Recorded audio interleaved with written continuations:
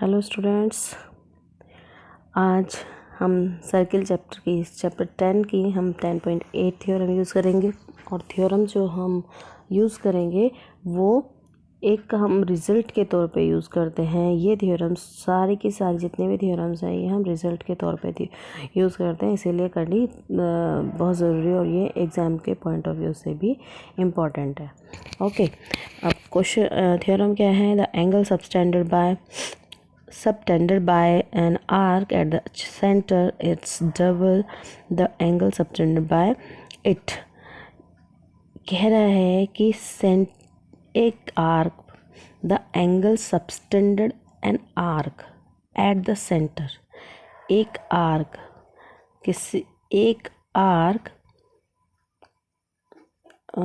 Centre is double the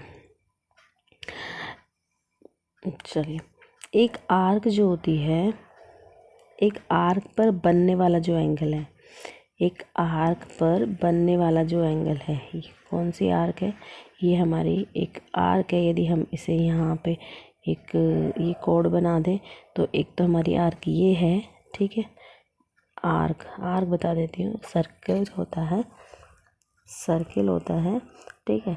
और इस पर यदि एक कोड बना दी जाए तो एक पार्ट तो आपके पास ये होता है ना, एक पार्ट ये वाला होता है, ये भी एक आर्क होती है, ठीक है। ये मेजर आर्क होती है क्योंकि ये बड़ी वाली आर्क है, और एक ये आर्क होती है तो इसे माइनर आर्क बोलते हैं, ठीक है। तो इसने आर्क बोला है तो कोई भी आर्क पे बना सकते हो आप एंगल। आपका एक ये भी बन सकता है, ठीक है। एक एंगल आपका इस तरीके से भी बन सकता है। तो वो कह रहा है आर्क पर बनने वाला जो एंगल है, आर्क पे बनने वाला जो एंगल है वो सेंटर पर बनने वाले एंगल का ट्वाइस, सेंटर पर बनने वाला एंगल आर्क पर बनने वाले एंगल का ट्वाइस होगा, ठीक है।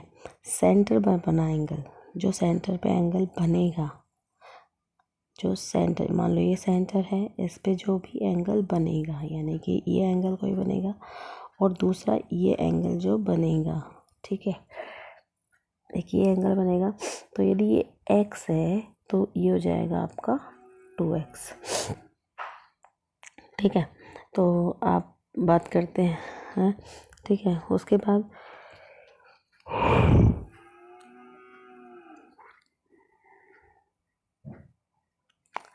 गिवन में क्या कह रहा है? एक आर्क दी हुई है सर्किल की PQ एक आर्क दी है ये, ठीक है। एंगल PQ, तो प्रूव में हमें क्या करना है? Angle POQ, O is a centre, POQ is equals to होगा ट्वाइस ऑफ PR। क्योंकि कंस्ट्रक्शन कर लेते हैं हम इसके अंदर। हमने कंस्ट्रक्शन क्या की? R से O को मिलाते हुए एक लाइन बनाई जो कि सेंटर से होते हुए जा रही है और वो M पॉइंट तक जाती है। फिर क्या किया? ठीक है, RO एक लाइन बनाई, RO join RO and produce at the point M outside the circle के बाहर तक हम इसे लेके गए, ठीक है। अब बात करते हैं कि हमने इन दोनों जो हमारे पास ये दोनों सर्किल थे, मतलब ये सर्किल जो था हमने इसे छोटे छोटे भागों में तोड़ लिया। सबसे पहले तो देखिए, हमने जब ये आर्क लगाई थी तो हमने एक एंगल के नाम दे दिए, एंगल 1, हमने एंगल के नाम दिए एंगल 1 2, ठीक है, 3, ये 4, ये 5, ये 6, इस तरीके से हमने नाम दिए एंगल्स के, ताकि हमें पूरा नाम ना लेना पड़े। हम यदि एंगल का नाम लेते हैं तो पूरा इस तरीके से लेना होता है ना, PRPO,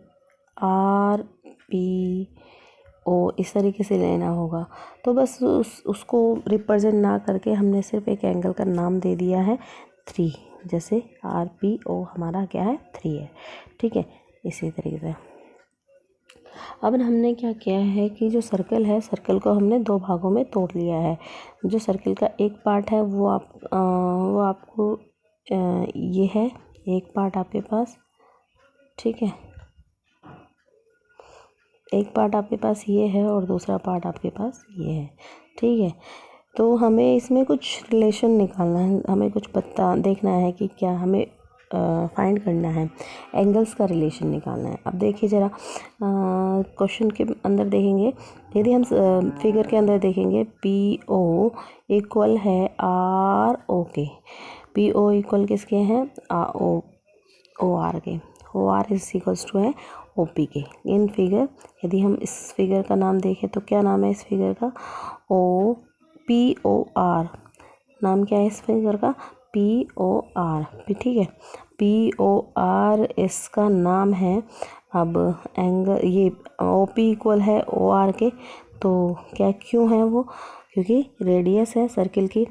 अब हमें ये भी पता है, अब इधर भी देख लीजिए, साथ के साथ करते चलते हैं, यहाँ पे भी ये वाली साइड इस वाली साइड के इक्वल होगी, यानी कि ओ आर इक्वल होगी ओ क्यू के, क्योंकि ये भी सर्किल की रेडियस है। तो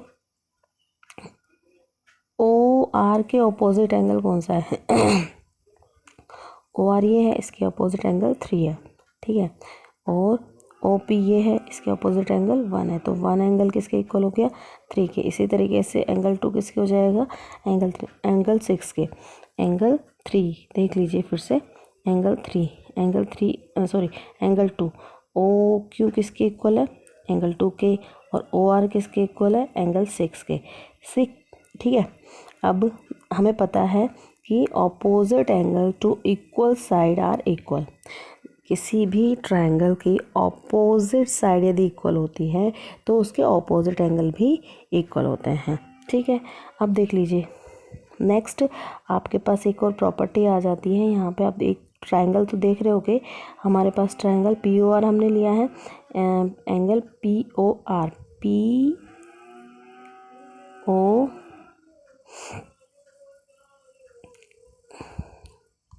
फिर से बना देती हूँ, पी ओ आर, ये एक ट्रायंगल है पी ओ आर, ठीक है,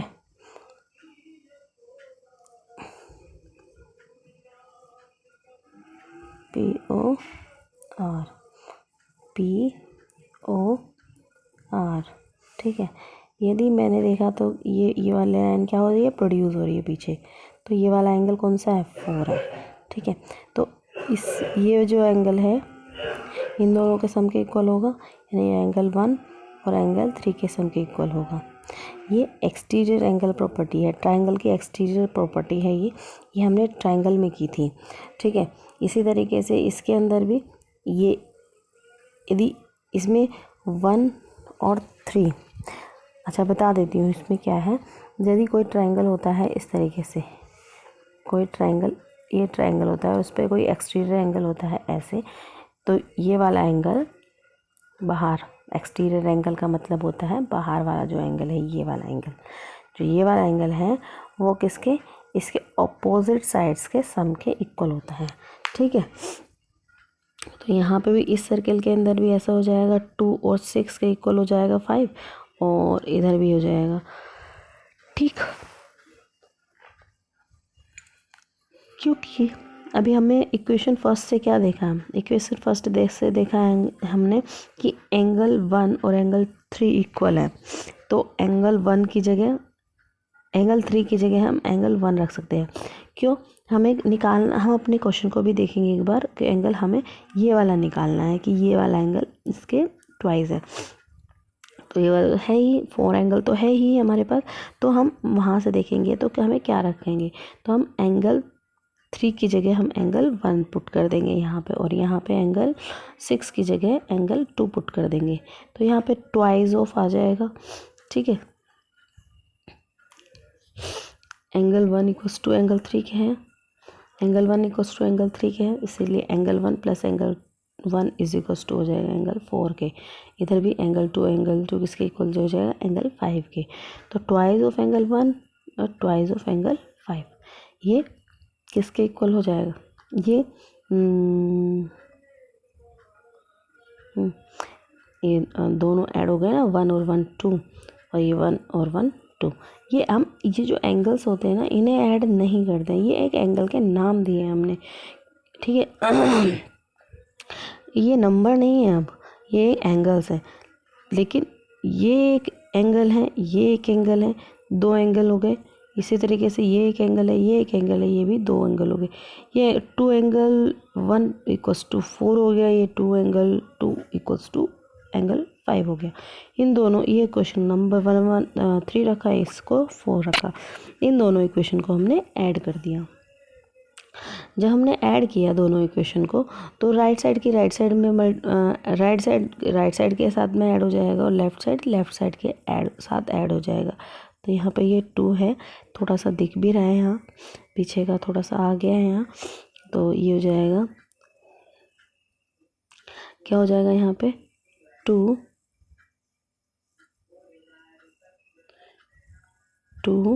angle 1 plus angle 2 is equals to हो जाएगा ये।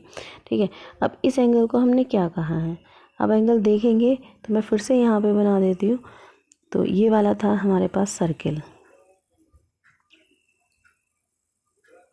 ठीक है, ये यहाँ पे जॉइंट हो रहा था।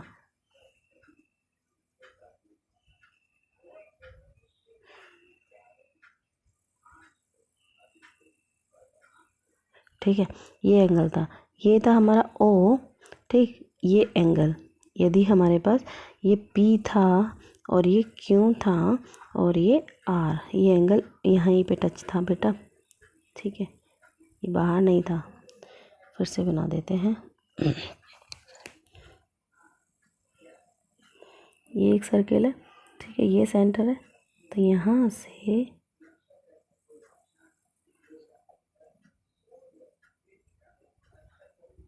ये सेंटर है, ये,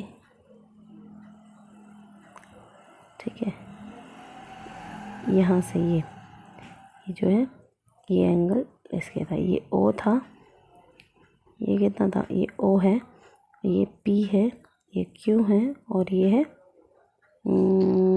आर। ठीक है, तो angle P R Q, angle P R और क्यू, पी आर क्यू ये किसके इक्वल हो जाएगा, twice of P R Q है, ये twice of P R Q is equals to किसके हो जाएगा, twice of P R Q किसके इक्वल हो जाएगा, पी ओ क्यू के, पी ओ क्यू के। तो हम इसे हम मतलब जैसा हमें क्वेश्चन में पूछा है हम वैसे ही करेंगे कि सेंटर पर बनने वाला एंगल आर्क पर बनने वाले एंगल का ट्वाइस है। तो यही तो हमें यहाँ पे प्रूफ करना था, हैंस प्रूफ। ठीक है, पलट दिया है बस इसको, क्या किया है, राइट साइड को पूरा का उठा के लेके यहाँ पे लेके आए, इसको इधर लेके आए, यानी कि इसको पलट दिया है। ठीक है, इस रिजल्ट का, इस थ्योरम का यूज़ हम डायरेक्ट करेंगे एक्सरसाइज के अंदर। सारी थ्योरम से वो भी आज मैं करा रही हूँ, इनका सबका यूज़ डायरेक्ट होने वाला है रिजल्ट के एक्सरसाइज के अंदर। ठीक है, नेक्स्ट क्वेश्चन है कि एंगल को सबटेंडेड करता है, angle in the same segment and angle is same segment of a circle are equal. Same segment पे बनने वाला जो सर्कल होता है, वो एंगल होता है, वो इक्वल होता है, सर्कल के सेम सेगमेंट पे बनने वाला एंगल इक्वल होता है। अब बात करते हैं सेगमेंट की, सेगमेंट होता क्या है। तो देख लीजिए, ये एक सर्किल है, ठीक है, ये सर्किल है, हमने इसको एक कोड को दो भागों में बांट दिया, दो कोड को, इस कोड से हमें सर्किल को दो भागों में बांट दिया। ठीक है, तो एक तो ये पार्ट हो गया, ठीक, एक तो ये पार्ट हो गया, और एक पार्ट हमारा ये आ गया, ऊपर वाला हिस्सा जो जितना भी एरिया है, ये इसका सर्कल का जितना भी ये एरिया ऊपर वाला बचा है ना, ये वाला है। ठीक है, तो आप नॉर्मली कह सकते हो, क्या कह सकते हैं कि जो सेगमेंट होता है वो आर्क कौन सी है, ये वाली आर्क है, आर्क, और कोड, ये कोड है।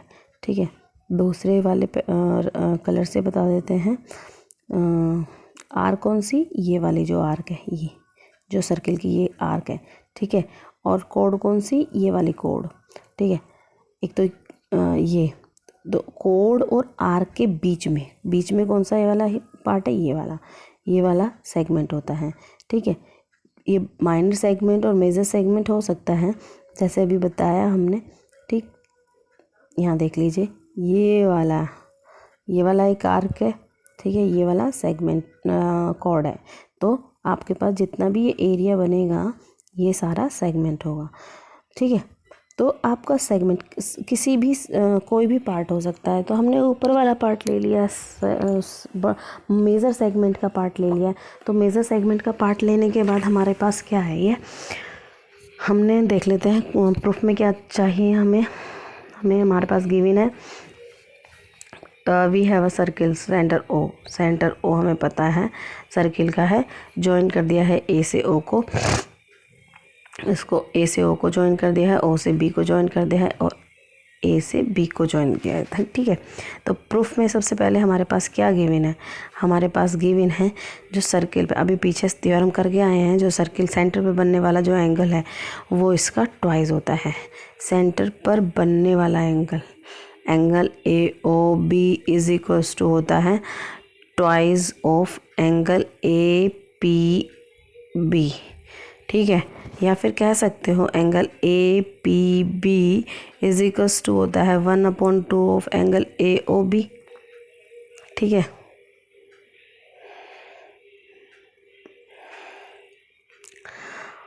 ठीक है, क्यों होता है अब देख लीजिए। या तो कह सकते हो थ्योरम 10.8, लेकिन थ्योरम 10.8 आप एग्जाम में लिखेंगे तो ये सही नहीं होगा। तो आपको क्या करना पड़ेगा, आपको पूरी थ्योरम लिखनी पड़ेगी। Angle subtended arc at the centre of circle is double the angle subtended by the arc. जो सेंटर पर बनने वाला एंगल है वो डबल होता है आर्क पे बनने वाले angle. Anywhere else on the circle, किसी भी तरह कह रहा है कि किसी भी पार्ट में बनी हो, ठीक है। एक तो हमारे पास इक्वेशन ये हो गई, हमारे पास, और ये इक्वेशन दूसरी ये हो गई। हमने दूसरे वाले सर्कल की भी निकाली थी। हमने एक बार तो इसके लिए बोला और एक बार इसके लिए बोला, ठीक है। तो देखिए दोनों की राइट साइड इक्वल है, दोनों की ये वाला पार्ट दोनों का इक्वल है। तो मैंने इसलिए बोला from first and second.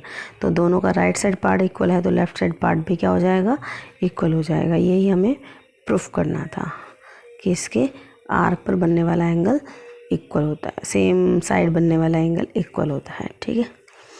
Next की थ्योरम की बात करते हैं।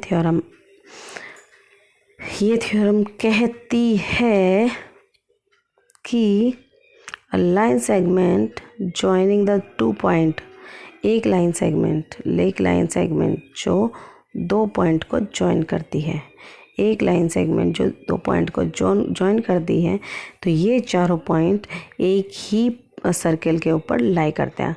If a circle segment joining 2 points subtended equal at the other point, substandard फिर से बता देती हूँ। If a line segment joining 2 point subtend equal angle at the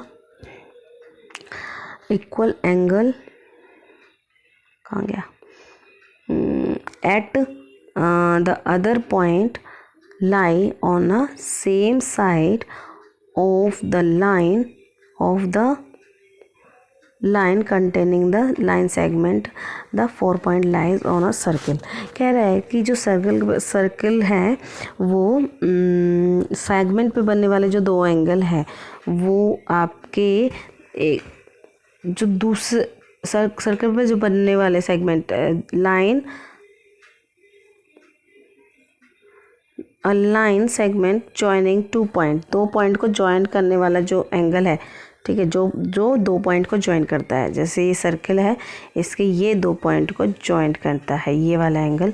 और इफ़ अ लाइन सेगमेंट, एक तो ये एंगल ज्वाइन करता है और एक ये वाला एंगल ज्वाइन करता है, तो ये दोनों एंगल इक्वल हैं, ठीक है।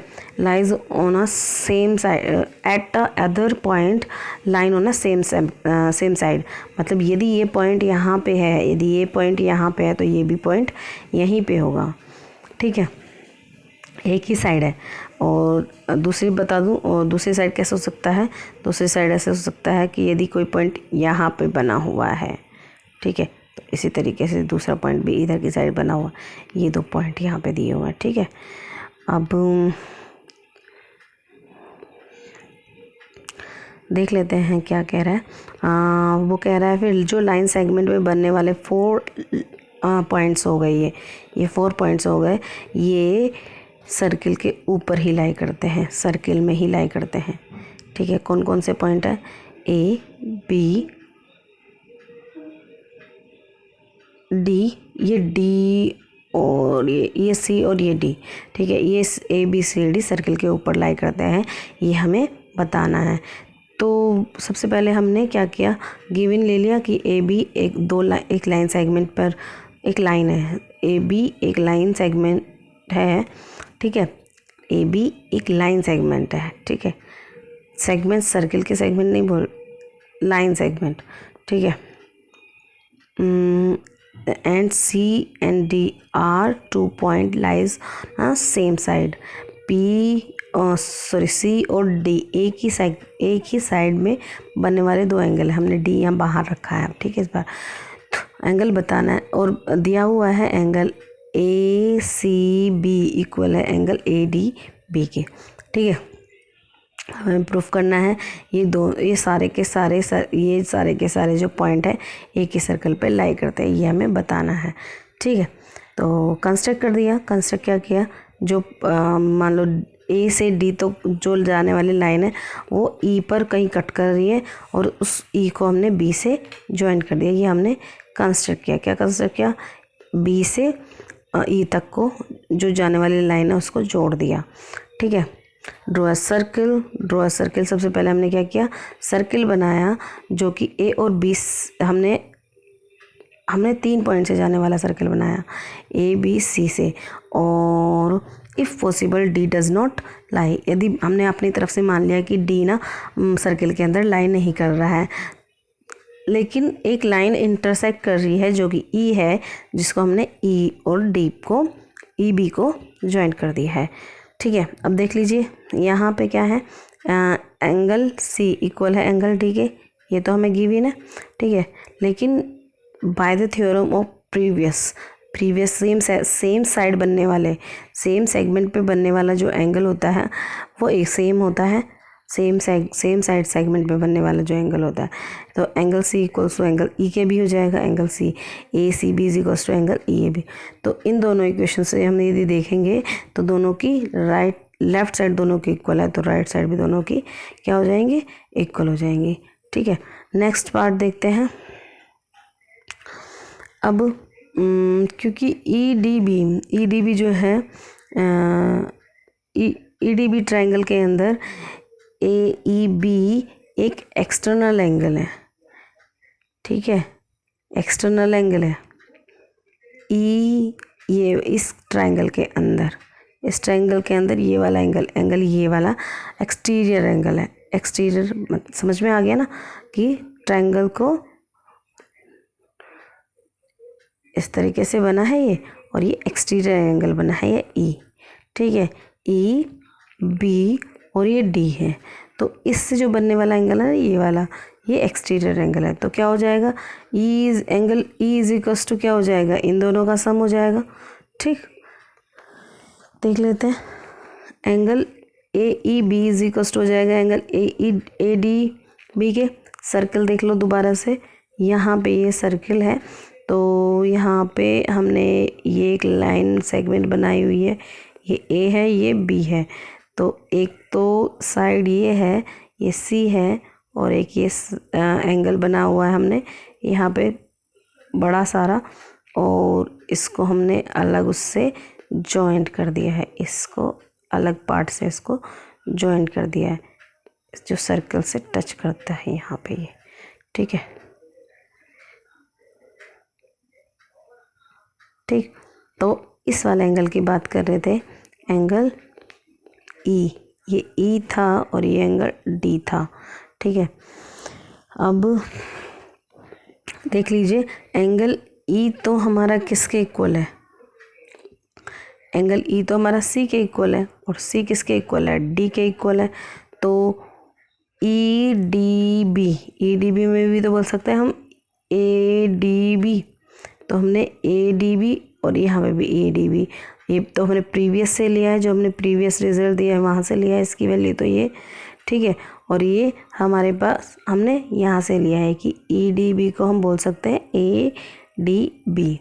एक ही तो बात है, ई डी बी और ए डी बी, ये एक ही बात है, ठीक है। तो ये दोनों सेम साइड है, इसको इधर ले जाएंगे तो ये हो जाएगा angle A D B minus angle A D B is equals to हो जाएगा एंगल ई बी डी के, ठीक है। तो ये दोनों तो कैंसिल आउट हो गया, तो क्या आ जाएगा 0, ठीक। ये 0 आ गया, यानी कि ई और डी क्या कर रहे हैं, कॉन्साइड करना है। एंगल बी की वैल्यू नहीं मिली ना, एंगल बी की वैल्यू नहीं मिली, एंगल बी यानी कि कोई एंगल,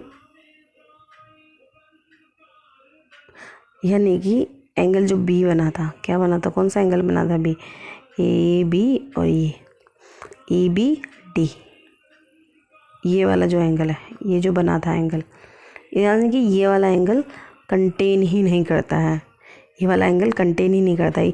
यदि ये कंटेन कर रहा होता तो हम बता सकते थे कि ये सर्किल बाहर के साइड है, मतलब ये पॉइंट बाहर की साइड है, लेकिन ये कंटेन ही नहीं कर रहा है, तो 0 हो गया। 0 का मतलब ये जो लाइन है ना, ये इसमें मर्ज हो जाएगी। जो लाइन है कौन सी वाली, ए बी डी वाली, ये बी और डी वाली लाइन है ना, ये इसमें मर्ज हो जाएगी। तो ये सिर्फ ई बचा, यानी कि आपका जो ई पार्ट है ना, ई ही आपका क्या है, ई जो एंगल है वही एंगल आपका डी है। तो ई और डी और कॉन्साइड, तो डी भी कहाँ लाई कर रहा है, सर्कल में लाई कर रहा है, ठीक है। एक और थ्योरम है 10.11, इसे हम कल करेंगे क्योंकि 10.11 और 10.12 दोनों एक ही जैसी थ्योरम है, और इन दोनों को थ्योरम को हम कल करेंगे। ओके, यहीं तक थी आज की थ्योरम। और फिर जो भी समझ में नहीं आया है बेटा, इसे बार बार देखिए, इसको पॉज करके देखिए, जहाँ भी जो भी चीज़ समझ में नहीं आई हो, एक बार नहीं, 2 बार नहीं, 3 बार वीडियोस देखिए। यदि उसके बाद भी समझ में नहीं आई हो तो उसके बाद आप मेरे से पूछ सकते हो, ठीक है। Okay, thank you, bye.